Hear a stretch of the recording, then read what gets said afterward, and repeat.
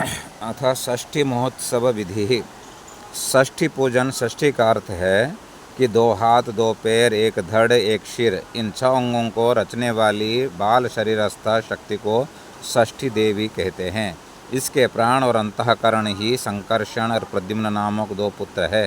जिससे ये तीनों शरीर को निरोग करे उसे षष्ठी पूजन कहते हैं। इसके पूजन में 8 दीपक रखे जाते हैं। यह षष्ठी महोत्सव प्रायः नियत दिन अर्थात जन्म से 6ठे दिन ही होता है। अन्य कृत्य तो प्रायश्चित करके पीछे भी हो सकते हैं। प्रसूता स्त्री शुभ मुहूर्त देखकर क्षीर सहित स्नान करे। स्नाता प्रसूता अप्यसूता बुद्धेन, स्नाता च वध्या भृगुनंदनेन, सौरे स्मृति दुग्धहतिश्च सोमे, पुत्रार्थलाभो रवि भौम जीवे। पुनः कुल रीति अनुसार षष्ठी देवी का यथाविधि पूजन करे। तत्र जन्मदिनतः षष्ठदिने पुत्रकलत्रयुति यजमानो मंगलद्रव्ययुक्त सलिलेन स्नात्वा नूतनवासानि भूषणानि च धृत्वा कृतमंगलतिलको मातृपितृगुरुवाचार्य कुलदेवता ब्राह्मणान् प्रणम्य गृहन्तः शुभासने पूर्वाभिमुख उपविश्य स्वदक्षिणतः अप्युता पत्नी चोपविश्य तत्र च पूजा सामग्रीं सम्पाद्य घृतपवित्र पाणिराचान्तः प्राणायामं च विधाय बालक का पिता आदि बालक के जन्म से 6ठे दिन स्नान करके शुभ वस्त्र पहने। पुनः पूजा सामग्री इकट्ठी करके पूर्वमुख होकर आसन पर बैठे। ओम भद्रं कर्णेभिः शृणुयाम देवा, भद्रं श्येमाक्षभिर्यजत्राः स्थिरैरङ्गैः स्तुष्ट्वा गुं संस्तनूभिः व्यशेम देवहितं यदायुः। ओम अपवित्र पवित्रो वा, ओम आपहिष्टमयो भुवः। इन दोनों मंत्र द्वारा मार्जन करके देह शुद्ध करे। पुनः नीचे लिखे मंत्र से शिखा बंधन करे। मानस्तो केतनये मानो आयुषि मानो गोषो मानो अश्विशूरीरिषः मानो वीरमान द्रवभामितो व्यधिर्हर्विस्मन्त सदन्मित्वा हवामहे। पुनः नीचे लिखे मंत्र द्वारा गंगा जल के 3 आचमन करे। इमं मे गंगे यमुने सरस्वती सुतुद्री स्तोमे सचेताप ऋष्ण्यां रुद्वृद्धे वितस्त्वया जिकीर्ये शृणु ह्याशुषो मया। ओम केशवाय नमः, ओम माधवाय नमः, ओम नारायणाय नमः, ओम गोविंदाय नमो नमः। ओम यज्ञोपवीतं परमं पवित्रं प्रजापतेर्यत्सहजं पुरस्तात् आयुष्यमग्र्यं प्रतिमुञ्च शुभ्रं यज्ञोपवीतं बलमस्तु तेजः यज्ञोपितमसि यज्ञस्य त्वा यज्ञोपवीतेनेन उपन्नामि। पुनः प्राणायाम करे। तदनंतर पंचगव्य बनाकर प्राशन करे तथा गृह शुद्धि के लिए उसका प्रोक्षण करे। पुनः आचार्य स्वस्तिवाचन तथा शांति पाठ पढ़े। पुनः यजमान गणपत्यादि देवता के पूजन करके प्रतिज्ञा संकल्प करे। ओम विष्णुर्विष्णुर्विष्णु अद्य इत्यादि अमुक गोत्रोत्पन्न अमुक नाम शर्माहं वर्माहं गुप्ताहं वा मम गृहे जातस्य अर्भकस्य अखिलोपद्रव निवारणार्थं तथा बालकस्य आयुरारोग्यभिवृद्ध्यर्थं सर्वबाधनिवृत्ति हेतवे प्रद्युम्नस्कन्धयोः पूजनपूर्वकं षष्ठीकृति का पूजनं विघ्नेशजन्मादयः जीवन्त्यः परन्नाम्न्या षष्ठीदेवे व्याश्च यथालब्धोपचारैः पूजनञ्च करिष्ये। इस प्रकार संकल्प करके स्कंद तथा प्रद्युम्न को 2 भूतियाँ दीवाल के ऊपर गोबर के बनावे अथवा दोनों की एक ही मूर्ति बना लेवे। फिर नीचे लिखे बीज मंत्रों से उनकी प्राण प्रतिष्ठा करे। तद यथा ओम आं ह्रीं क्रों यं रं लं वं शं शं सं हों ओं क्षं सं हं सः ह्रीं ओम आं ह्रीं क्रों अस्यां गोमय प्रतिमयां स्कंदस्य प्राणाः ह्यागत्य सुखं चिरं तिष्ठन्तु जीवश्च इह तिष्ठतु सर्वेन्द्रियाणि इह तिष्ठन्तु। तत्र स्कंदमन्त्रः। ओम यद् अक्रन्दः प्रथमान् याजमाना उद्यन्सुम् उद्रादुतवा पुरुषात् श्येनस्य पक्षा हरिणस्य बाहु उपस्तुत्यं मही जातन्ते अर्वन् ओम स्कंदाय नमः।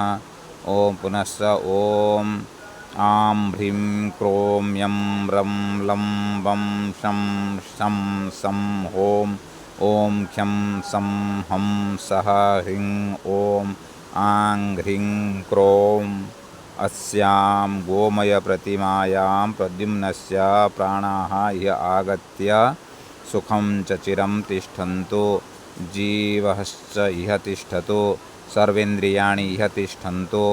ओम प्रद्युम्नाय नमः। ओम मनोज्योतिर्जुषताम् आज्यस्थ बृहस्पतिर्यज्ञं मिन्मन्तो त्वरिष्ठः यज्ञः समिन्दधातु विश्वे देवाः सह इहम् आदयन्ताम् ओम प्रतिष्ठा इति मंत्रेण प्रतिष्ठाप्य अनयोः गोर्मयमृत्योः स्कन्दप्रद्युम्नो सुप्रतिष्ठितो वरदो भवेत्ताम् इति वदेत्। ततः स्कन्दाध्यायेत्। ओम कार्तिकेय महाबाहो गौरीहृदयनन्दन कुमारं रक्ष मे भीते कार्तिकेय नमस्तुते। वराभयकरं साक्षात् द्विभुजः शिखिवाहन किरीटिकुण्डलदेव दिव्याभरणभूषितः स्कन्दाय नमः। आवाहयामि स्थापयामि पूजयामि। ओम अथ प्रद्युम्नाध्यायात्। ओम प्रद्युम्नं महाबाहो रुक्मिणी प्रियनन्दन कुमारं रक्ष मे भीतेः प्रद्युम्नाय नमो नमः। ओम प्रद्युम्नाय नमः। आवाहयामि स्थापयामि पूजयामि। फिर स्कंद तथा प्रद्युम्न दोनों को षोडश पूजा उपचार पूजन करे और आरती मंत्र पुष्पांजलि एवं नमस्कार करे। अथ षष्ठ कृतिका पूजनम। ओम शिवायै नमः। ओम संभूत्यै नमः। ओम अनसूयायै नमः। ओम क्षमायै नमः। ओम सन्नत्यै नमः। ओम सुप्रीत्यै नमः। ओम इति षोडशोपचार संपूज्य प्रार्थयेत्। ओम जगन्मातर्जगद्धात्री जगदानंदकारिणी नमस्ते देवी कल्याणी प्रसीद मम कृतिके। अथ षष्ठी देवी पूजनम।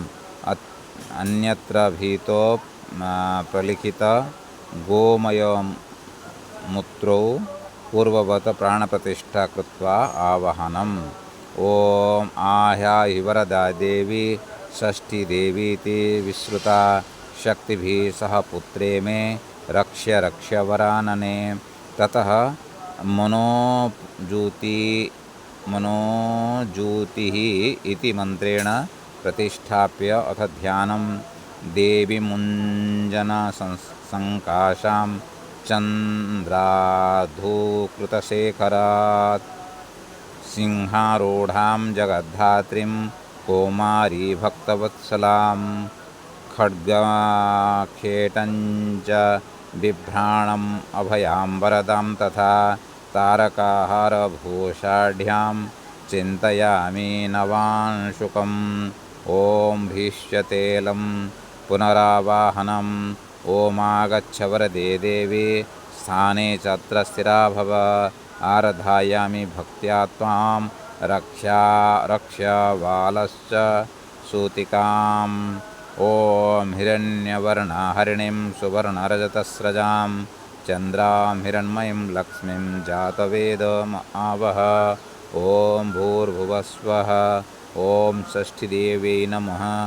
आवाहयामि अथासनं सन्ध्या रागानिभं रक्तमासनं स्वर्णनिर्मितं गृहाण सुमुखी भूत्वा रक्ष्यवालाञ्च सुतिकाम्। ॐ ताम् आवाह जातवेदो लक्ष्मीमनपगामिनीं यस्यां हिरण्यं विन्देय गामश्वं पुरुषानहम्। ॐ भूर्भुवस्वः। ॐ षष्ठीदेव्यै नमः। ओमिति आसनं समर्पयामि नमः। अथ पाद्यं गङ्गाजलं समानीतं सुवर्णं कलशे स्थितं पाद्यं गृहाणामि बालं सूतिकाञ्चैव पालय। ॐ अश्वपूर्वार्थमध्यां हस्तिनादप्रबोधिने श्रियं देवीमुपौहये श्रीमा देवीर्जुषताम्। ॐ भूर्भुवस्वः। ॐ षष्ठीदेव्यै नमः। इति पादयोपाद्य समर्पयामि नमः। अथ अर्घ्यम् अक्षतापुष्पगन्धाढ्यम् अर्घ्याय निर्मलं पयं गृहाण पाहि मे पुत्रं सूतिकां भयहारिणीम्। ॐ कांसोस्मितां हिरण्यप्राकारमार्द्रां ज्वलन्तीं तृप्तयन्तीं पद्मे स्थितां पद्मवर्णां तामिभोपह्वये श्रियम्। इति हस्तयोरर्घ्यं समर्पयामि। अथ आचमनीयं गृहाण च मनीयन्तो कर्पूरैलादिवासितं सबालं सूतिकां पाहि जगन्मातर्नमोऽस्तु ते। ॐ चन्द्रां प्रभासां यशसां ज्वलन्तीं श्रियं लोके देवजुष्टामुदारां तां पद्मिनीं शरणमहं प्रपद्ये। अलक्ष्मीर्मे नश्यतां त्वां वृणीमि। ॐ इति आचमनीयं समर्पयामि। अथ पञ्चामृतं गृहाणेदं पयोदधिघृतं मधुशर्करासहितं देवी पाहि बालं समातृकम्। ॐ घृतेन सीतामधुना समज्जता विश्वे देवैरनुमता मरुद्भिः ऊर्जस्वती पयसा पिन्वमानान् सीते पयसाभ्यावत्सव। ॐ तपसोऽधिजातो वनस्पतिस्तव वृक्षतो बिल्वः तस्य फलानि तपसा नुदन्तो मायन्तरायश्च बाह्य अलक्ष्मीः। इति पञ्चामृतस्नानान्ते शुद्धोदकस्नानम् आचमनीयं। गङ्गोदकस्नानम् उदर्तनस्नानं समर्पयामि। सर्वोपचारार्थे गन्धाक्षतपुष्पाणि समर्पयामि। अथ वस्त्रं दुकुलादियुतं देवी नानारत्नैर्भूषितं परिधत्वामलं वस्त्रं रक्ष्य मे अप्यतिश्रुतिके। ॐ अपैतु मां देवसखा कीर्तिश्रमणिना सह प्रादुर्भूतोऽस्मि राष्ट्रेऽस्मिन् कीर्तिमृद्धिः ददातु मे। ॐ इति वस्त्रे समर्पयामि। अथोपवीतं स्वर्णं सूत्रमयं दिव्यं ब्रह्मणा निर्मितं पुरा उपवीतं मयां दत्तं ग्रहाण जगदम्बिके। ॐ यज्ञोपवीतं परमं पवित्रं प्रजापतिर्यत्सहजं पुरस्तात् आयुष्यमग्र्यं प्रतिमुञ्च शुभ्रं यज्ञोपवीतं बलमस्तु तेजः यज्ञोपवीतमसि यज्ञस्य त्वाम् इति यज्ञोपवीतं समर्पयामि। अथलङ्काराः हारकङ्कणकेयूरमेखला कुण्डलानि च ग्रहाणकालरात्रि त्वं रक्ष्य मे सुतसूतिके। ॐ चित्पिपाशमां ज्येष्ठमलक्ष्मीनाशयाम्यहम् अभूतिम् असमृद्धिं च सर्वान् निर्णुद मे गृहात् इति आभरणानि समर्पयामि। अथ चन्दनं कर्पूरगुरुकस्तूरी कळादि समन्वितं चन्दनं स्वीकुरुं त्वं मे रक्ष्य वालञ्च सूतिकाम्।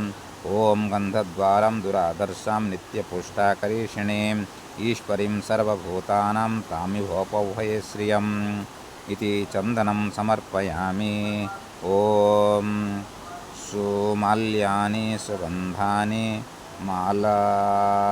मालत्यादीनि चम्बिके गृहाण वरदे देवी रक्ष वालञ्च सूतिकाम्। ॐ मनसः काममाकोतिं वाच सत्यमसीमहि पशूनां रूपमन्नस्य मयि श्रींसयतां यशः। ओमित्यक्षतान् पुष्पाणि च समर्पयामि। नमः। ॐ वनस्पतिरुद्भवं धूपं दिव्यं स्वीकुरुं दिवे देवी मे प्रसीद सुमुखी भूत्वा रक्ष मे सुतीके। ॐ कर्दमेन प्रजाभूता मयि सम्भ्रमकर्दम श्रियं वासय मे कुले मातरं पद्ममालिनीम् इति धूपमाघ्रापयामि। आज्यवर्तीकृतं देवी ज्योतिषां ज्योतिषं तथा जीवन्तिके गृहाणं मे रक्ष मे सुरसूतिके। ॐ आपः सृजन्तु स्निग्धानि चिक्लितवसमे गृहे निच देवीं मातरं श्रियं वासय मुकुले इति प्रत्यक्षदीपं दर्शयामि। नमः। अथ नैवेद्यं लेह्यपेयादि षड्रसैः समन्वितं भुङ्क्ष्वदेवी गुणैर्युक्ता रक्ष मे सुतसूतिके। ॐ आर्द्रां पुष्करिणीं पुष्टिं पिङ्गलां पद्ममालिनीं चन्द्रां हिरण्मयीं लक्ष्मीं जातवेदो आवह इति नैवेद्यं निवेदयामि। ॐ आचमनीयं समर्पयामि। अथ फलानि ॐ आर्द्रां यस्करिणीं यष्टिं सुवर्णां हेममालिनीं सूर्यां हिरण्मयीं लक्ष्मीं जातवेदो आवह। ॐ इति ऋतुफलानि समर्पयामि। अथ ताम्बूलं नागवल्लिदलं रम्यं पूर्गोफलसमन्वितं भद्रे ग्रहाणताम्बूलं पाहि मे सुतसूतिके। ॐ तामावाह जातवेदो लक्ष्मीमनपगामिनीं यस्यां हिरण्यं विन्देय प्रभूतिं गावो दास्यस्वान् विन्देय पुरुषानहम् इति ताम्बूलं समर्पयामि। पूगिफलं समर्पयामि। ॐ हिरण्यगर्भः समवर्तताग्रे भूतस्य जाता पतिरेक आसीत् स धातार पृथिवीन् द्यामुते मां कस्मै देवाय हविषा व्यधेम इति स्वर्णदक्षिणां समर्पयामि।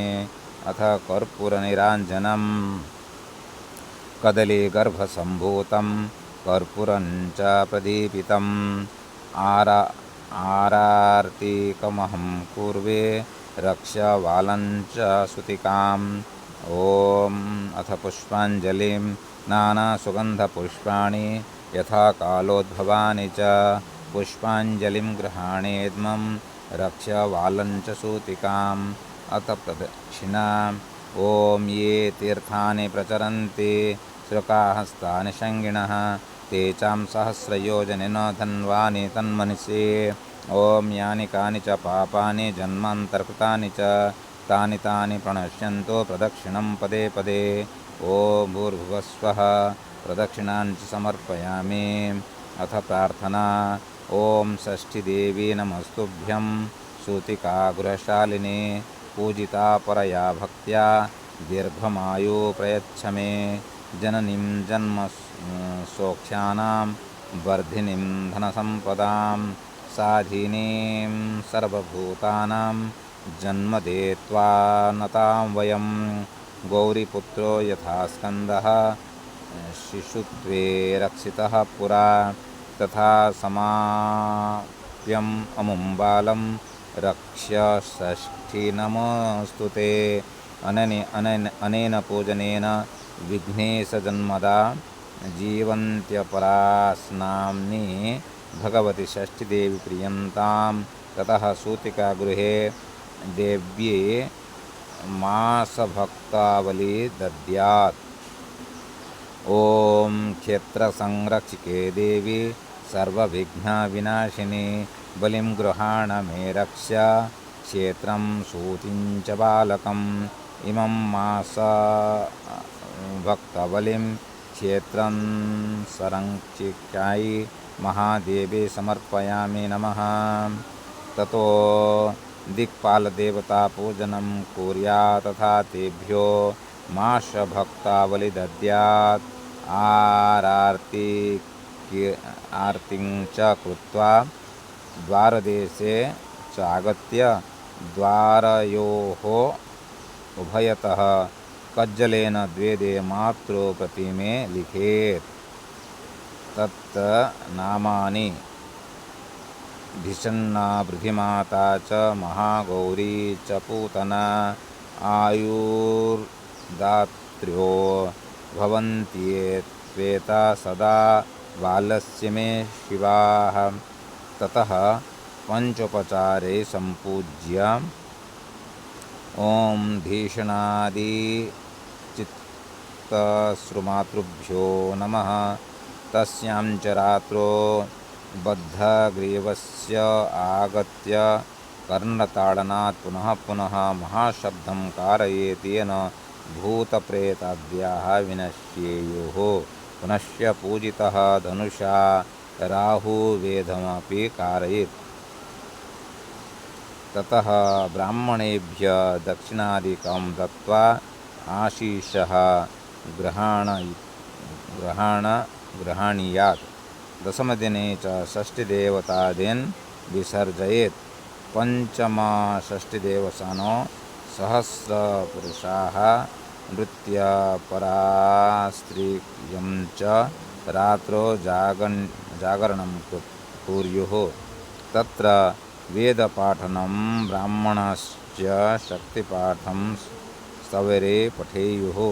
अतः भूयसी दक्षिणा संकल्पः।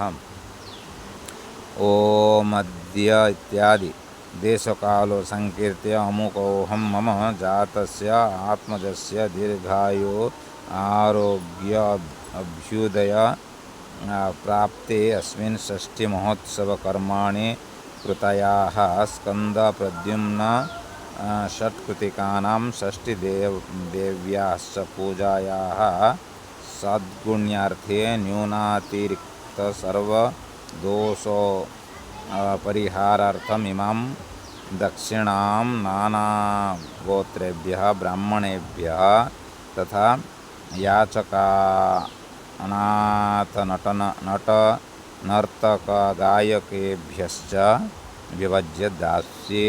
ॐ शान्तिः शान्तिः शान्तिः।